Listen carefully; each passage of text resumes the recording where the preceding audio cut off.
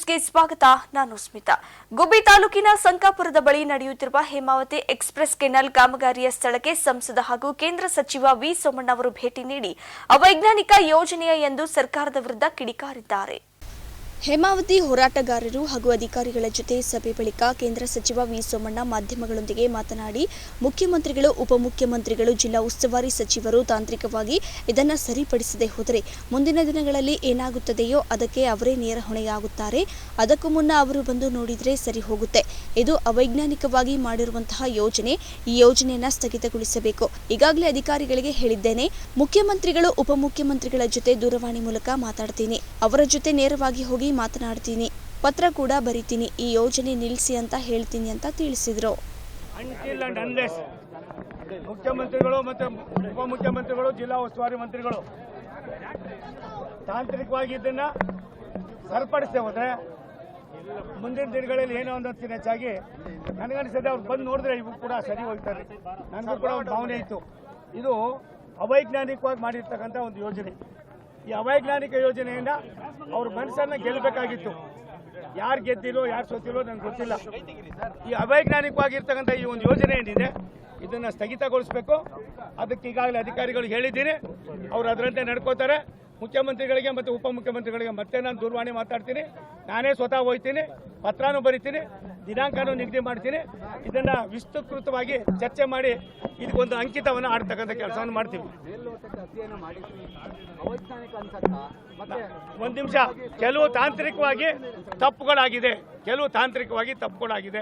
ಈ ತಾಂತ್ರಿಕವಾಗಿ ತಪ್ಪುಗಳಾಗಿರ್ತಕ್ಕಂಥದಕ್ಕೆ ಜನರಿಗೆ ಅವರು ಮನವರಿಕೆ ಮಾಡಬೇಕಾಗಿತ್ತು. ಅದು ಮಾಡಿಲ್ಲ. ತಾಂತ್ರಿಕವಾಗಿ ತಪ್ಪಾಗಿರೋದ್ರಿಂದಾನೆ ಅದನ್ನು ನಿಲ್ಲಿಸಿ ಅಂತ ನಾನು ಹೇಳಿದ್ದೀನಿ. ಗುಂಡ್ಲುಪೇಟೆ ಪಟ್ಟಣದ ಪುರಸಭೆ ವ್ಯಾಪ್ತಿಯ ಬಡ ಮಧ್ಯಮ ವರ್ಗದ ಫಲಾನುಭವಿಗಳಿಗೆ ಮುಖ್ಯಮಂತ್ರಿಗಳ ನಗರ ನಿವೇಶನ ಯೋಜನೆಯಡಿ ನೀಡಲಾಗಿದ್ದ 651 ನಿವೇಶನಗಳನ್ನು ರಾಜೀವ್ ಗಾಂಧಿ ವಸತಿ ನಿಗಮ ರದ್ದುಗೊಳಿಸಿ ಆದೇಶ ಹೊರಡಿಸಿದೆ. ಕಳೆದ ಬಿಜೆಪಿ ಸರ್ಕಾರದ ಅವಧಿಯಲ್ಲಿ ನಿಯಮ ಉಲ್ಲಂಘನೆ ಮಾಡುವ ಮೂಲಕ ಅನರ್ಹರು, ಲಂಚ ನೀಡಿದವರಿಗೆ ಹಾಗೂ ಸಂಬಂಧಿಗಳಿಗೆ ನೀಡಲಾಗಿದೆ ಎಂದು ಪುರಸಭಾ ಸದಸ್ಯ ಅಣ್ಣಯ್ಯಸ್ವಾಮಿ, ಮೊಹಮ್ಮದ್ ಇಲಿಯಾಸ್, ದೊಡ್ಡಣ್ಣ ಎನ್ ಕುಮಾರ್, ರಾಜಗೋಪಾಲ್ ಎನ್ ಕುಮಾರ್ ಹಾಗೂ ವಕೀಲ ಬಂಗಾರ ನಾಯ್ಕ 2023ರಲ್ಲಿ ದೂರು ಸಲ್ಲಿಸಿದರು. ದೂರನ್ನು ಸ್ವೀಕಾರ ಮಾಡಿದ ರಾಜೀವ್ ಗಾಂಧಿ ವಸತಿ ನಿಗಮವು ನಿವೇಶನ ಹಂಚಿಕೆಯನ್ನು ರದ್ದುಪಡಿಸಿದೆ. ಇನ್ನು ದೂರುದಾರ ಮನವಿಯಂತೆ ಗೋಲ್ಮಾಲ್ ಪರಿಶೀಲನೆಗೆ ಮುಂದಾದ ರಾಜೀವ್ ಗಾಂಧಿ ವಸತಿ ನಿಗಮವು ಜಿಲ್ಲಾ ಮಟ್ಟದಲ್ಲಿ ತನಿಖೆ ತಂಡವನ್ನು ರಚಿಸಿ ವರದಿ ಸಂಗ್ರಹಿಸಿ ಅರ್ಹ ಮತ್ತು ಅನರ್ಹ ಫಲಾನುಭವಿಗಳ ಸಂಪೂರ್ಣ ಮಾಹಿತಿ ಸಂಗ್ರಹಿಸಿ ರದ್ದತಿಗೆ ಆದೇಶ ಹೊರಡಿಸಿದ್ದಾರೆ. ಕರ್ಕಶ ಶಬ್ದವನ್ನುಂಟು ಮಾಡುವ ದ್ವಿಚಕ್ರ ಹಾಗೂ ತ್ರಿಚಕ್ರ ವಾಹನಗಳ 100ಕ್ಕೂ ಹೆಚ್ಚು ಸೈಲೆನ್ಸರ್ಗಳನ್ನು ಇಂದು ನಗರದ ಶಿಡ್ಲಘಟ್ಟ ವೃತ್ತದಲ್ಲಿ ಜಿಲ್ಲಾ ವರಿಷ್ಠಾಧಿಕಾರಿ ಕುಶಾಲ್ ಚೌಕ್ಸೆ ಉಪಸ್ಥಿತಿಯಲ್ಲಿ ರೋಡ್ ರೋಲ್ನಿಂದ ನಾಶಪಡಿಸಲಾಗಿದೆ. ಕಳೆದ 6 ತಿಂಗಳ ಹಿಂದೆಯಷ್ಟೇ ಇದೇ ರೀತಿ ಅಧಿಕ ಶಬ್ದ ಮಾಡುವ ಸೈಲೆನ್ಸರ್ಗಳನ್ನು ನಾಶಪಡಿಸಲಾಗಿತ್ತು. ಸಂಚಾರಿ ಪೊಲೀಸರು ನಿರಂತರವಾಗಿ ಕಾರ್ಯಾಚರಣೆ ನಡೆಸಿ ಮತ್ತೆ 110 ಅಧಿಕ ಶಬ್ದ ಉಂಟು ಮಾಡುತ್ತಿದ್ದ ದ್ವಿಚಕ್ರ ಹಾಗೂ ತ್ರಿಚಕ್ರ ವಾಹನಗಳ ಸೈಲೆನ್ಸರ್ಗಳನ್ನು ನಾಶಪಡಿಸಿದ್ದಾರೆ.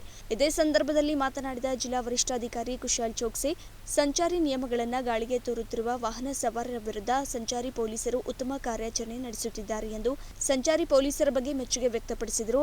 ಇನ್ನು ವೀಲ್ಹಿಂಗ್ ಕರ್ಕಶ ಶಬ್ದ ಮಾಡುವ ಸೈಲೆನ್ಸರ್ಗಳನ್ನು ಅಳವಡಿಸಿಕೊಂಡು ನಾಗರಿಕರಿಗೆ ಕಿರಿಕಿರಿ ಉಂಟು ಮಾಡುತ್ತಿರುವ ಸವಾರರಿಗೆ ಬಿಸಿ ಮುಟ್ಟಿಸಿ ದಂಡ ವಿಧಿಸಿದ್ದಲ್ಲದೆ ಸೈಲೆನ್ಸರ್ಗಳನ್ನು ಜಪ್ತಿ ಮಾಡಿ ನಾಶಪಡಿಸುತ್ತಿದ್ದು ಈ ಕಾರ್ಯಾಚರಣೆ ಮುಂದುವರೆಯಲಿದೆ ಎಂದು ಅವರು ಸಾರ್ವಜನಿಕರು ಜವಾಬ್ದಾರಿಯುತವಾಗಿ ನಾಗರಿಕರಾಗಿ ಕಡ್ಡಾಯವಾಗಿ ಸಂಚಾರಿ ನಿಯಮಗಳನ್ನು ಪಾಲಿಸಬೇಕು ಎಂದರು.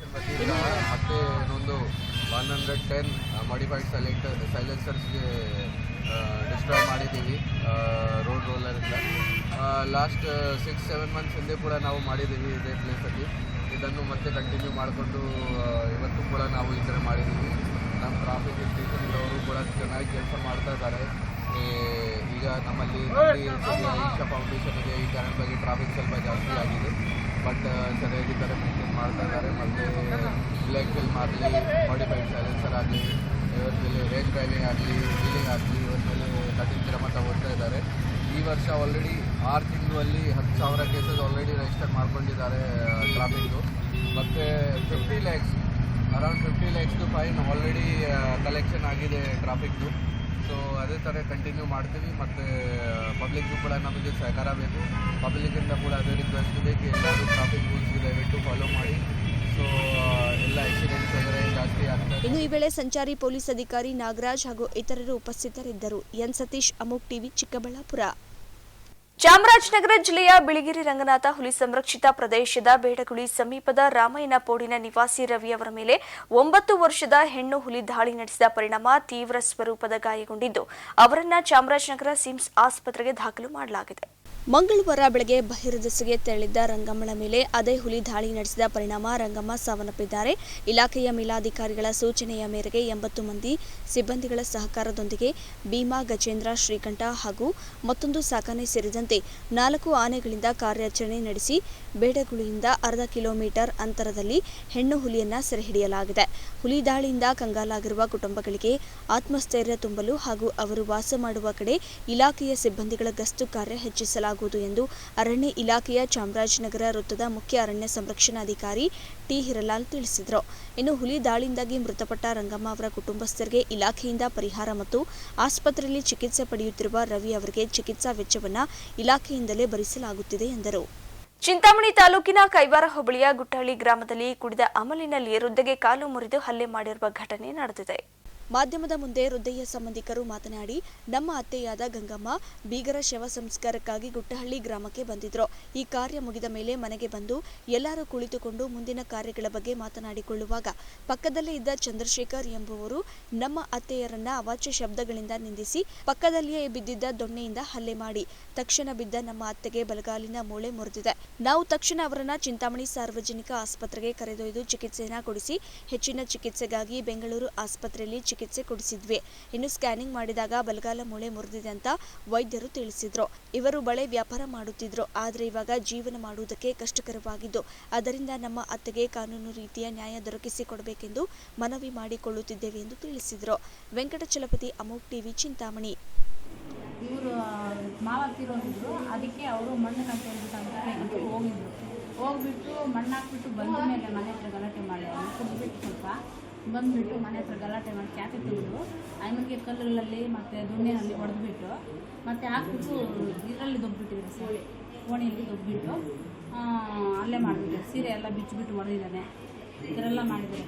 ಊರಲ್ಲಿ ಈ ಥರ ಎಲ್ಲ ಮಾಡಿದರೆ ಒಂದು ಹೆಣ್ಣಿಗೆ ನಾವು ಹೋಗ್ತೀವಿ ಟೇಷನ್ಗೆ ಹೋದರೆ ನಮ್ಮೂರಿಗೆ ಬರಬಾರ್ದು, ಇರಬಾರ್ದು, ನಿಮ್ಮ ಮಗಳಿಂದ ಮತ್ತು ಮಗಳನ್ನ ಎಲ್ಲಿ ನಿಲ್ಲಿಸಲ್ಲ ಇಲ್ಲಿ ಊರಲ್ಲಿ, ನಮ್ಮೂರೆಲ್ಲ ಕಾನೂನು ಇಲ್ಲ, ನೀವು ಟೇಷನ್ಗೆ ಹೋಗಬಾರ್ದು ಅಂತ ಹೇಳ್ಬಿಟ್ಟು ಇವನ್ನೆಲ್ಲ ಎದುರಿಸಿದ್ದಾರೆ. ಅವ್ರ ಪಾಪ ಗಂಡ ಇಲ್ಲ, ಮತ್ತು ಅವ್ರ ಮಗಳಿಗೂ ಗಂಡ ಇಲ್ಲ, ಅವರು ಬಾಡಿಗೆ ಮನೆ ಮಾಡ್ಕೊಂಡಿರೋದು. ನೀವು ಅಷ್ಟೇ, ನಿಮ್ಮ ಮಗಳು ನೀನು ಈ ಕಡೆ ಓಡಾಡೋದಿಲ್ಲ, ನೀವೇನಾದ್ರು ಕಂಪ್ಲೇಂಟ್ ಕೊಟ್ಟು ಈ ಕಡೆ ಓಡಾಡಿದ್ರೆ ನಿಮ್ಗೆ ಸಾಯಿಸ್ಬಿಡ್ತೀನಿ ಅಂತ ಹೇಳ್ಬಿಟ್ಟು ನಾನು ದೊಡ್ಡ ರೂಢಿ ಅಂತ ಹೇಳ್ಬಿಟ್ಟು ಹೊಡೆದಿವನೇ ಎದುರಿಸಿದ್ದಾನೆ ಸರ್. 10 ಕೋಟಿ ಆಗಲಿ ಖರ್ಚಾಗಲಿ ನೀವು ಮರ್ಡರ್ ಮಾಡ್ತೀನಿ ಅಂತ ಹೇಳಿದ್ದಾನೆ, ಬೈದಿದ್ದಾನೆ, ಗಲಾಟೆ ಮಾಡಿ ಬಯಸ್ಬಿಟ್ಟಿದ್ದಾರೆ. ಅವರು ಈ ಭಯಕ್ಕೋಸ್ಕರ ಕಂಪ್ಲೇಂಟ್ ಏನು ಮಾಡ್ದಂಗಿದ್ದಾರೆ. ಅದಕ್ಕೆ 25 ಸಾವಿರ ಕೊಟ್ಟಿದ್ದಾರಂತೆ. ಅವರು ಚಂದ್ರಶೇಖರ್ ಊರಲ್ಲಿ ಇರೋದು ಅವನು. ಬಟ್ ಊರಿಗೆ ಬಂದುಬಿಟ್ಟು ಈ ಥರ ಇವನ ಮೇಲೆ ಕ್ಯಾತೆ ಮಾಡಿಕೊಂಡು ಅಲ್ಲಿನೋ ಮಗಳ ಮೇಲೆ ಹೊಡೆಯೋಕ್ಕೆ ಬಂದಿರೋದು ಅವನು. ಬಂದುಬಿಟ್ಟು ಇವನ ಮೇಲೆ ಕ್ಯಾತೆ ಮಾಡಿಕೊಂಡು ಕೋಲ್ ಎತ್ಕೊಂಡು ಹೊಡಿಯೋಕ್ಕೆ ಹೋಗಿ ದೊಣ್ಣೆ ಮತ್ತು ಕಲ್ಲುಗಳಲ್ಲಿ ಬಿಸಿಕೊಂಡು ಬಂದು ಈ ಥರ ಹೊಡೆದು ಅಲ್ಲೇ ಮಾಡಿರೋದು. ಚಾಮರಾಜನಗರದಲ್ಲಿ ಕೋಳಿ ಸಾರಿನ ಜೊತೆ ಮುದ್ದೆ ತಿನ್ನುವ ಸ್ಪರ್ಧೆ ಏರ್ಪಡಿಸಲಾಗಿತ್ತು. 11 ಮುದ್ದೆ ತಿಂದು ಗೆದ್ದ ವ್ಯಕ್ತಿಗೆ ಬಂಪರ್ ಬಹುಮಾನ ಸಿಕ್ಕಿದೆ. ಕೊಳ್ಳೇಗಾಲ ತಾಲೂಕಿನ ಪಾಳ್ಯ ಗ್ರಾಮದಲ್ಲಿ ಭಾನುವಾರ ರಾತ್ರಿ ನಡೆದ ಸ್ಪರ್ಧೆಯಲ್ಲಿ 18 ಮಂದಿ ಪುರುಷರು 5 ಮಹಿಳೆಯರು ಸ್ಪರ್ಧೆಯಲ್ಲಿ ಭಾಗಿಯಾಗಿದ್ದರು. 11 ಮುದ್ದೆ ತಿಂದು 5,000 ಬಹುಮಾನ ಪಂಚಶರ್ಟ್ ತನ್ನದಾಗಿಸಿಕೊಂಡ ಗ್ರಾಮದ ಕುನ್ನನಾಯಕ ಮತ್ತು 9 ಮುದ್ದೆ ಸವಿದ ನಾಗಮಲ್ಲ ಎಂಬುವರಿಗೆ 2ನೇ ಬಹುಮಾನ ಪಡೆದುಕೊಂಡಿದ್ದಾರೆ. ಪಂಚಾಯತಿ ಹೆಂಡವರು ಆಸ್ಪತ್ರೆ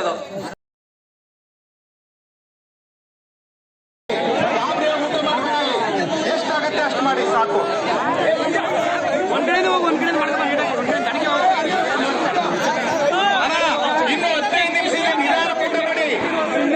ಇದಿಷ್ಟು ಸುದ್ದಿಗಳು ನೋಡ್ತಾ ಇರಿ ಅಮೋಕ್ ಟಿವಿ, ಎಂದೆಂದಿಗೂ ನಿಮ್ಮೊಂದಿಗೆ.